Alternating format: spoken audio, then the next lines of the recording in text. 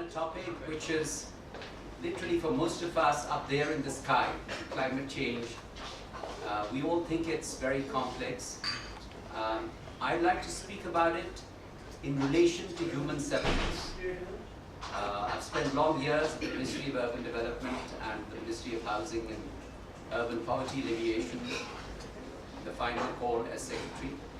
And we have a special group looking into the role of climate change vis-a-vis cities, villages, rural areas in terms of human settlements. So without much ado, let's look at the modern world.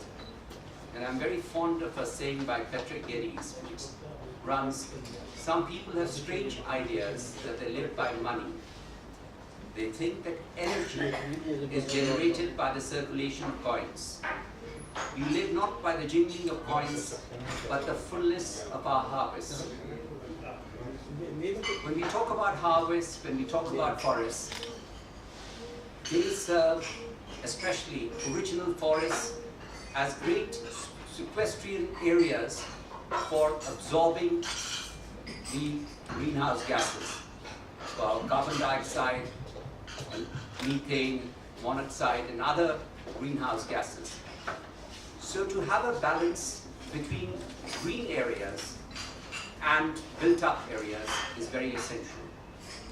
In Europe and America, we've had the Green Belt movement, which meant that for a few kilometers, a belt outside cities was kept green.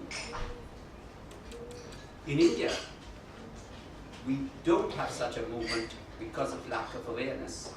So we end up building Noida, Greater Noida, Noida 2, Ghaziabad, Greater Ghaziabad.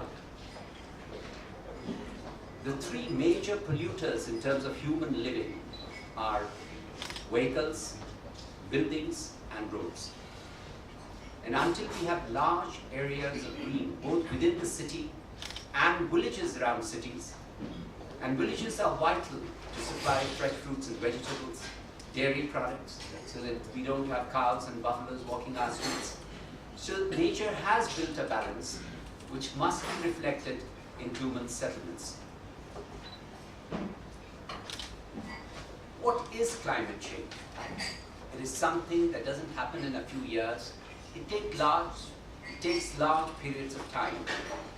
It's a change in the statistical properties of the climate system, and it leads to atmospheric warming. And there are certain challenges which atmospheric warming or global warming has for how we live.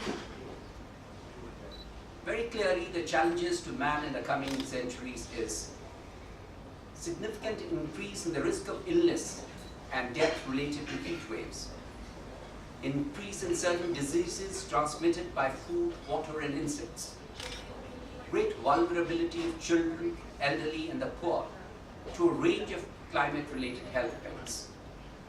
It has very serious effects on the availability of water.